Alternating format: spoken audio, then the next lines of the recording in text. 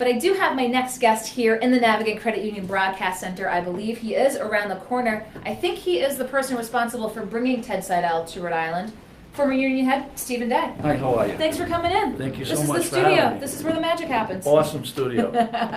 And you know the streets very well here in downtown Providence. That I do. Lots going on.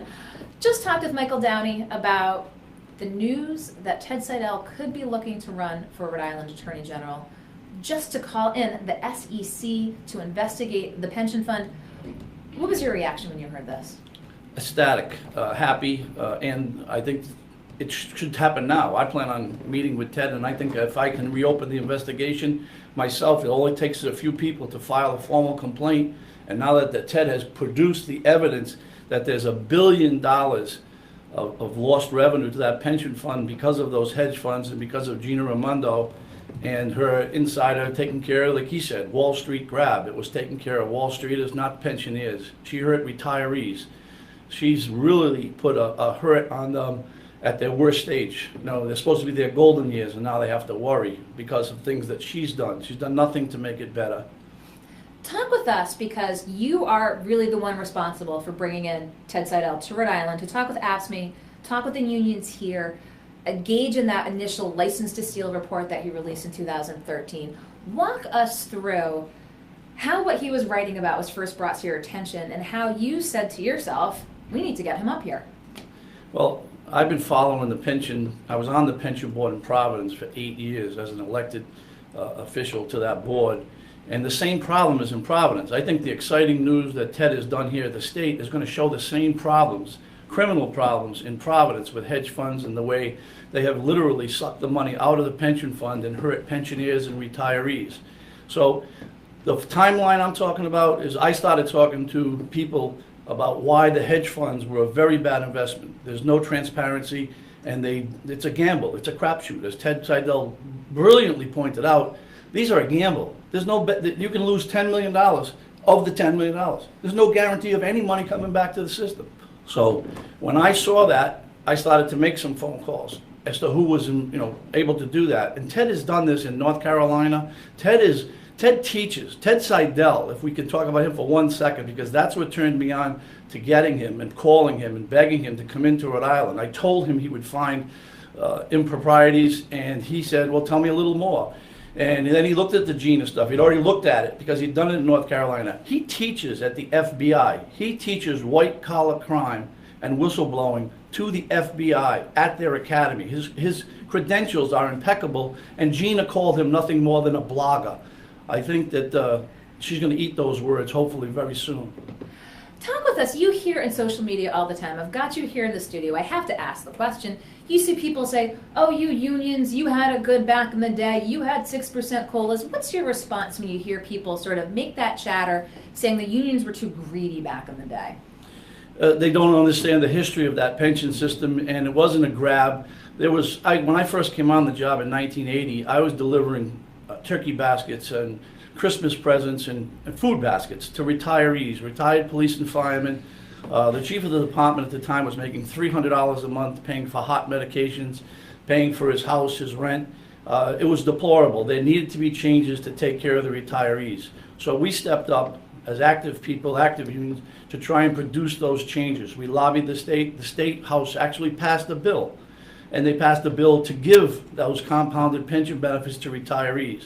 But because of the Home Rule Charter issue, and I don't want to take up too much of your time on the show, but the Home Rule Charter forced it back into the city of Providence. So even though the state had passed a state law giving us those COLAs, they claimed it had to be passed now at the local level. So we went to the retirement board, who had the power to enact those changes, and we did so. And we increased funding for those changes, and the city never funded their portion of it. So the big lie is that they were too greedy or they were too much. If they were funded properly, there would be no problem. But there's over $500 to $750 million missing from the city of Providence's pension fund in direct donations, direct funding contributions that were supposed to be made by the city that never were made. And that has a compounding effect. There were years that the stock market was raging, producing 28% rate of return, 34% rate of return. So in the stock market world, that's called missed opportunities. Now you compound that problem by taking in hedge funds it's a gamble. You take $15 million, $25 million and give them to someone who's going to promise to build a hotel or get involved in a real estate deal. And guess what? They've proven to not outperform the stock market. That's statistically accurate. So all those years we missed compounded this problem, and the city continues to do that to this day. So what do you think when you hear from the current administration, from the Elorza administration, that the city's in good financial standing, that there's no reason to have concerns, even with this enormous pension obligation that's facing the city, and as you mentioned, the management of it in and unto itself? What's your reaction when you hear that? Again, there's some misinformation being put out by Elorza strictly for his political gain. There are assets out there. There's a $2.5 billion water supply system that if you transfer that into the pension fund portfolio, just put it there. You don't have to touch it, just put that into the portfolio. You'd have zero unfunded liability. So, and there are many other assets. They've sold some that were at the beach in Narragansett for millions of dollars. So the city knows that, and that's why they can't even go near bankruptcy. They use that word, they scared a lot of retirees using that word, but there's too many assets and there's too many issues that they can't go bankrupt. But again, to answer your question directly, Elorza is puffing that up now because of he's running for re-election. That's why he hired Michael Solomon. He's using an old Yancey playbook of hire your enemies. Well, we saw that again. The former opponent, Michael Solomon, yes, hired, and we're in cycle. We're in the middle of 17 here. We've got a mayor's race, we've got an AG's race, we've got a governor's race. You know, we talked with some political folks for the article today about the reaction. You know, could Ted Seidel, a Florida resident who's got ties up here, he's worked up in Massachusetts, but he did the report here, Rhode Island. We heard from some folks, well, he just doesn't have the ties to Rhode Island. Do you think his message would resonate here? Not only will his message resonate, but tell those people that they're wrong. Ted Seidel worked in Rhode Island. Ted's daughter came here and went to college in Rhode Island. Ted spent many, many weekends here, many hours and many days, and he's very familiar with Rhode Island politics, but more or less the issue is Ted Seidel the best candidate to uncover the corruption that has siphoned off billions of dollars from the state pension fund? And the answer is yes. And is he the most credible and qualified to go into the city of Providence and do the same thing in the city of Providence and convict those criminals of their wrongdoing? And the exciting thing is, that's the next iceberg. The tip of the iceberg, what Ted found in 2013, he's now digging, and I have talked to the new leadership at the Retired Police and Fire Association. I want to hire Ted Seidel again to do Providence, to go right into Providence and do what he did at the state. Because, again, statistically, Providence has had hedge funds in a higher percentage to their fund than the state did. So if the state lost $1 billion and that was, let's say it was 30% of their fund or whatever it is, if it's a $7 billion fund, then the city of Providence, percentage-wise, probably lost millions of dollars, but on a comparison basis, their fund is only worth about $400 million right now. So therefore, that could be a much more devastating effect on the pension system in the city of Providence. And if he can uncover the same kind of misgivings and wrongdoings, malfeasance, Point Judith Investments was Gina Raimondo's personal company that had money invested or took money from the city of Providence, the Point Judith Fund, and nobody's ever answered what happened to that money. What kind of return came from that money? And why did she, as an insider, use her political influence to have fund money from the city of Providence in a hedge fund, which was nothing but a gamble? But the key is, what happened to that money with Point Judith? So there's a lot of interesting things that are going to happen from what Ted Seidel has already done. And I'm very excited to see that he's willing to put his life on the line. He's a millionaire. He's only got $48 million from the SEC. So let's face it, does he need to put himself through the trials and tribulations of running for Attorney General? No. But he is a really good man. I got to know him, and he has, like I said, he teaches white-collar crime at the FBI. Who do you want investigating the pension systems, the problems that we're talking about as an AG? I think Ted Seidel is a hands-down clear winner in that category, and he's shown it. So I'm excited. I would work for his campaign. I know that I would urge not one retiree in the city of Providence, the state of Rhode Island, to vote for Gina Raimondo ever again for what pain she has wrought on their lives and changed their lives. And that's a different issue, it's a different kind of a show you can talk about. But there's some pain out there that she's created that she will now face the music for.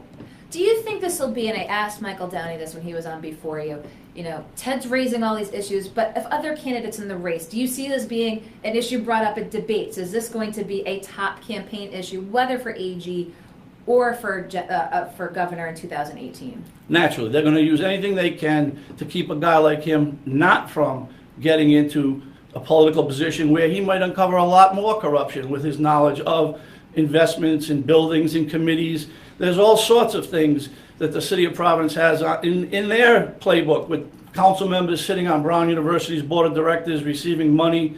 There's a clear conflict of interest there. So there's some things that I would pull out of my bag, which I still have, my bag full of things for Ted to look at as an AG.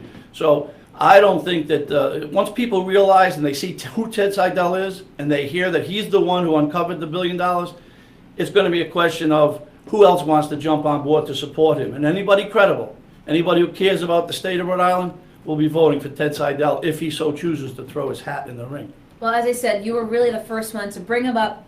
He's been in the news since 2013 when he made that initial report, but so much so in the past couple of weeks, again, by lieu of his biggest whistleblower payout by the SEC. And again, his indication, why not toss his hat in the ring for AG here in Rhode Island?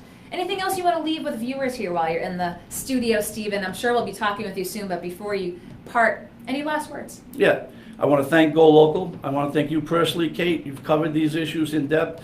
Anybody who wants to go to the Go Local site and look at the articles that go all the way back to then, you were asking these tough questions. You were like a voice in the wilderness, so to speak, young and upcoming with your Go Local, and I applaud Josh Fenton for what he's created here, because the Providence Journal was not covering these issues. You would do it, and then they would cover the story with a total different, like almost cover up what you were uncovering. So without Go Local here to produce these kind of exposures to the public, you're doing a public service. I applaud you. I know it's not easy. People call you all hours of the day and night, myself included. 11 o'clock, say I got something here, and Call me what? you were always polite. You were always polite. So I would say, encourage your viewers to talk to people who don't look at Go Local podcast and turn them on to Ted Seidel and what he's done and what you're doing here to uncover that. So I just want to say thank you, and I really am excited about the news that Ted Seidel may win, but that's B with $1 billion Ted's saying is missing from the Rhode Island Pension Fund. Well, I appreciate your coming in, Stephen. I'm sure we'll talk soon, but appreciate your first time here into the Go Local studio. Thank you so I'll much. let you around the corner. We'll talk shortly. You got it. Okay.